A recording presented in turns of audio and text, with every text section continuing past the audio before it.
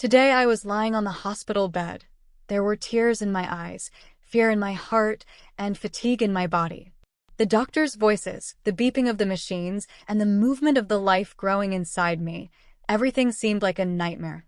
And my brother was standing in a corner of the hospital, his head bowed down, shame and regret in his eyes. He wanted to say something. Maybe he wanted to apologize. But what was left to say now? Today I am 6 months pregnant. And yes, not just one person, but my own brother is also somehow responsible for me reaching this condition. My name is Alyssa, and when I was only 16, my world was very small.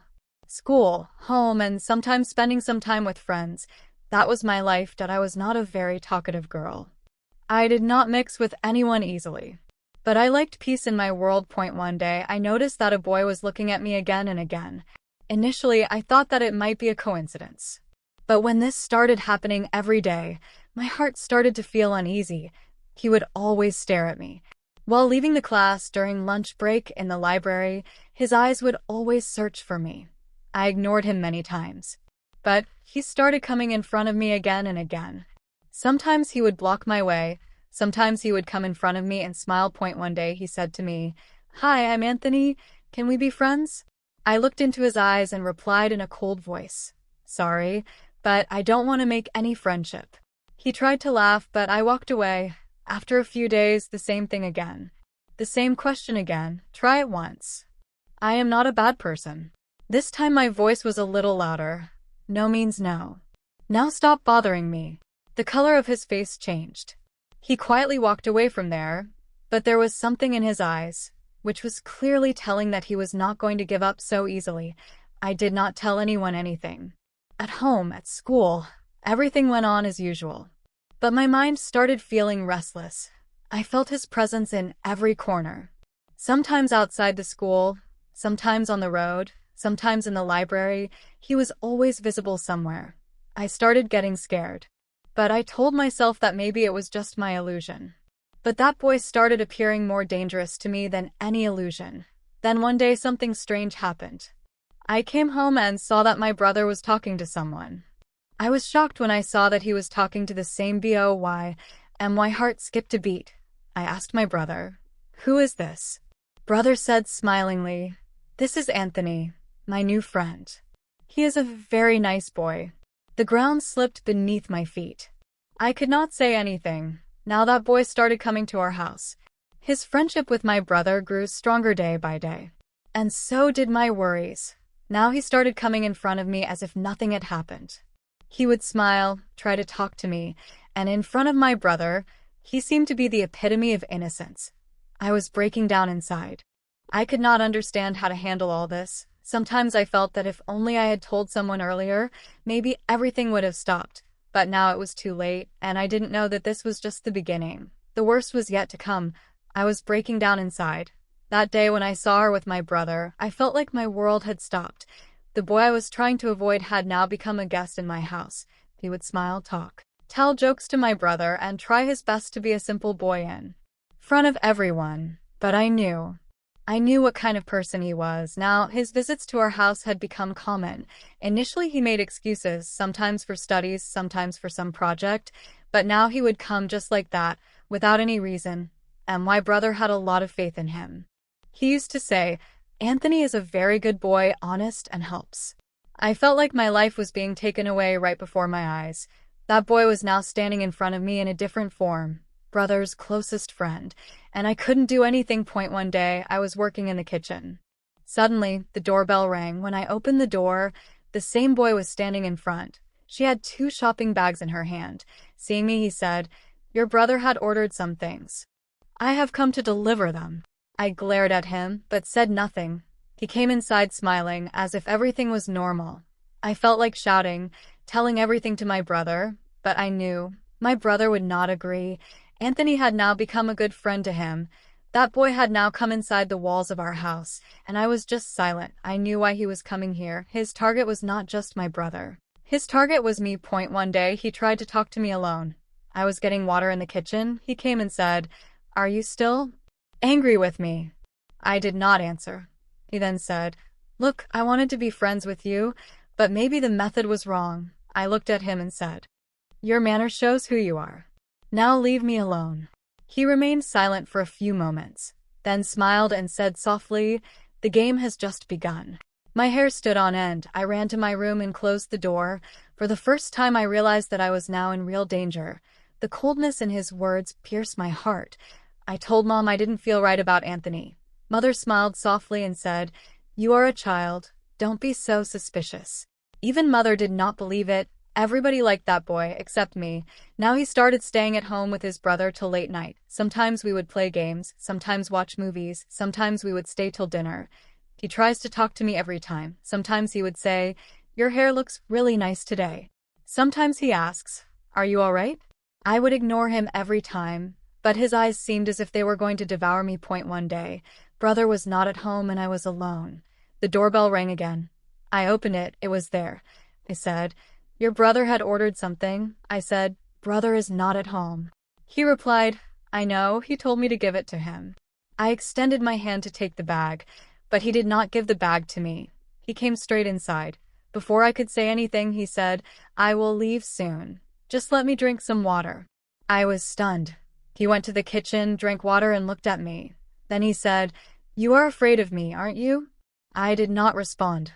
He then said, "Stop being afraid, because what is going to happen is not going to stop now." The ground slipped beneath my feet. I said angrily, "Go away from here right now, otherwise I will shout at you." He remained silent for a second, then said, "You can shout, but no one will hear. Because everyone thinks that I am a good boy, and you are just doubting." That smile of hers, as if she had already planned everything. He left, but the fear he left inside me while leaving took away my sleep at night and peace during the day.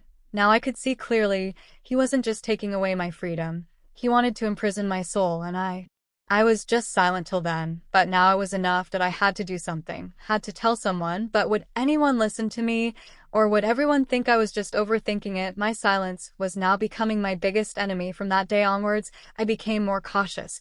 I tried not to talk to him, not to look at him, but it seemed as if he would find an excuse every day to be around me. The brother had now started considering him as a part of the family. Mother also started talking to him openly. Everyone thought that he was such a good, intelligent, and helpful boy, but only I knew what the reality behind it was. I felt as if he was coming closer to me every day. He was no longer just a guest, but had also started giving his opinion in household decisions. Sometimes what would we cook for dinner, sometimes which movie would we watch. He started interfering in everything, and me. I was just watching everything silently. One day, it was evening time. I came back from school and was tired. As soon as I went to my room, Mother called from behind, "Alyssa, Anthony has sent something for you. Your brother has gone out. He told me to give it to you."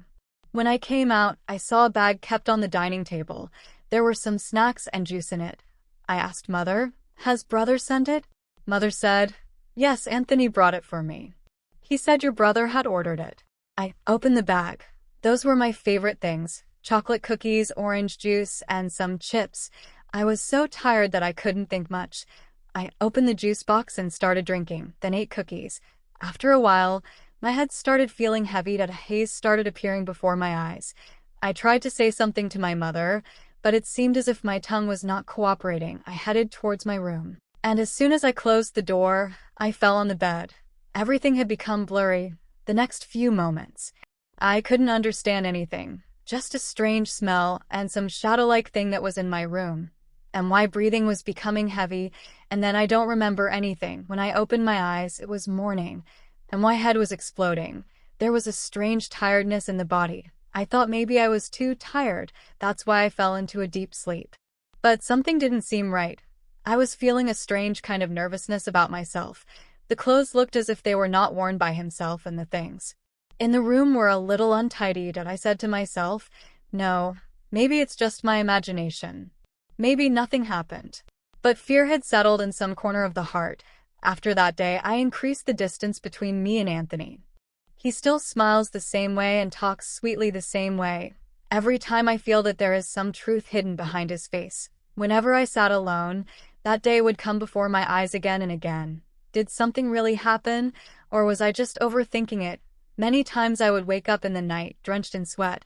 I tried to find the bag in which he had given the stuff, but he was missing. Mother said I had thrown it away. It was empty. There was no proof now. And me?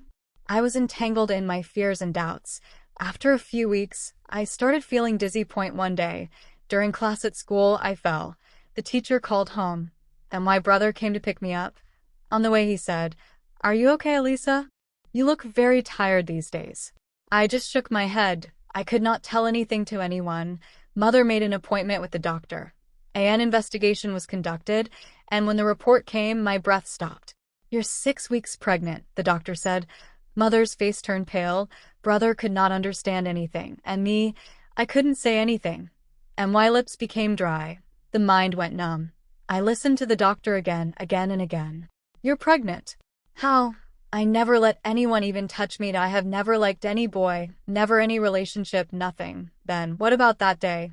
Did something really happen that day I ate that juice and cookies? Was that night?" Now everything was starting to connect. Every doubt, every fear now started to seem true. I looked at Mother. She was crying bitterly. Brother was sitting speechless, and there was a storm raging inside me. What happened wasn't just a mistake. That was a well-planned conspiracy. Someone had crushed my trust, my innocence, and my body, and now I was not alone. There was a tiny life growing inside me, the truth of which I myself did not know. The words that came out of the doctor's mouth were echoing in my ears again and again. "You're 6 weeks pregnant." The ground had slipped from beneath my feet. I was not able to understand anything. I felt like I was trapped in a nightmare, a dream that was impossible to wake up from. Mother was sitting beside me. Her face was wet with tears. Brother was sitting in a corner, quietly. Perhaps he was unable to understand what to say or what to ask. The doctor's room suddenly seemed very small and closed off. I asked softly, "Are you sure?" The doctor handed me my report. "Yes, Elisa. This report completely confirms it. You are pregnant." I took the report in my hand, but the words looked blurry, and my eyes were blurring, perhaps from tears, or perhaps from shock. We returned home, and no one said anything throughout the way. As soon as I reached home, my mother hugged me and started crying profusely. "You never told me anything, Elisa. What happened to you?" he asked with teary eyes. I was just silent. I myself didn't know what had happened, or maybe she knew it now, but was unable to express it in words. I asked myself, did I do something wrong? Did I make a mistake at some point? Was it all my fault that I didn't talk to anyone, that I suspected someone, that I isolated myself? But my heart said, no, that it was not my fault. It was his fault, the boy who had now become my brother's friend. He had broken my trust and taken advantage of my innocence. I slowly started telling everything to my mother, how that boy always kept looking at me, how I never liked him, how he came to our house through my brother, how one day he gave her some food and drink, and after that, everything became a blur. Mother kept listening. His eyes were filled with surprise, then anger, then pain. Brother was still silent. I looked at him. There was guilt on his face. Now he couldn't even look me in his eyes. I said, if you had not befriended him, if you had asked me before bringing him home, then perhaps we would not have had to see this day. He bowed his head slowly. Forgive me, Elisa. I didn't know he was such a person. I just didn't understand. I thought he was just a friend. I cut him off. It is not only your mistake, but you were also responsible somewhere. You never took my words seriously. The next day, mother and brother together talked to the doctor once again. He advised me on what to do, what options I had in this situation, but I myself was in a dilemma. I couldn't understand whether I should give birth to this child or not. Every night my eyes would get wet. I used to wonder, would he also be born in circumstances like mine? Will he also face the same taunt that he has no name, no identity? Or should I bring him into this world and support him completely? But was I ready? Will a 16-year-old girl, who cannot understand life herself, be able to manage someone else's life? I looked at myself in the mirror and I began to feel that I was no longer the same Elisa. Now something had changed inside me. Now I was not just a school-going girl. Now I was going to become a mother, and that too when I had never even thought about it. After a few days, mother hugged me and said, what happened was wrong, very wrong. But whatever is going to happen now, you are not alone. I am with you always. My brother looked into my eyes and said, I am your brother, your child's uncle. Whatever you want will happen. But now we will not sit quiet. Now it wasn't just about me being pregnant. Now it was a matter of justice. Now the matter was to bring out the reality of that boy in front of everyone.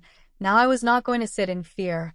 The one who took away my innocence will now have to answer. I had made my decision. Now I had to fight my own battle. Whatever I had endured till now had now become my courage. I had decided I will not remain silent anymore. Mother and brother also promised to support me, and the strength of that promise gave me the courage to face that boy. One day I was standing in front of him, the same boy who had ruined my life. He was shocked at first, then started laughing as if everything was a joke. I asked without hesitation, "Why did you do this?" "I didn't do anything wrong to you." His face hardened for a moment. Then he said very rudely, "When I wanted to be friends with you, you ignored me. You never gave me a chance. You thought you were so great, right? So I thought I should make you feel the pain you gave me." There was neither remorse nor shame in his eyes. He further said, "I knew that your brother is innocent. I befriended him so that I could visit your house. Then one day I got a chance, and I did what I thought was right. Regrets now? No, not at all." His words shook me to my core. There I stood, a 16-year-old girl who had been subjected to something without her consent that would change her entire life. And there was a boy standing in front, who had no regrets for what he had done. I felt like screaming or breaking things, but I controlled myself. I just said one thing, "One day you will feel the same way I did. By the time you realize your mistake, it will probably be too late." He did not say anything. He kept looking at me with the same arrogant eyes. That day I lodged a complaint with the police. I told him everything. How he cheated on me. How he ruined my life after gaining my brother's trust. Both mother and brother were standing with me. I was scared, yes, but this time my courage was greater than my fear. Within a few days the police arrested him. Investigation began. Evidence was collected. My medical reports, the hospital reports, and the events of that day. Everything was put forward. Standing in the court, I voiced everything that had happened to me. I had made fear my strength. In front of the judge, in front of the society, I told my story. People listened. Some shocked, some embarrassed, some angry. But now this was my victory. It was my effort to ensure that no other girl goes through the same path. The court found him guilty and he was punished. Punished for what he had done. That day when I came out of the court, tears were flowing from my eyes. But this time those tears were not of weakness. Those were tears of my self-respect. Those were tears of my emotions. Now I am 6 months pregnant. I don't know what the future holds, whether this child will bring light into my life or remind me of my past every day. I don't know, but one thing is certain. I am not afraid now. Now I don't break down. Now I will raise my voice for myself. And for every girl who remains silent. I am no longer just a victim. I am a voice. I am a truth, and I am going to be a mother who will teach her child that never consider someone's compulsion as their consent. What do we learn from this story? Sometimes the people we trust the most betray us the most, but this does not mean that we should remain silent. There is a storm behind every girl's silence. It is important that that storm becomes a voice and reaches justice.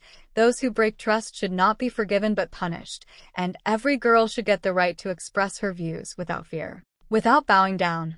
If you have ever seen questions in the silent eyes of a girl, so share this video and become a voice for those who are still silent today. Write in the comment, "I am with you," so that no girl ever feels alone.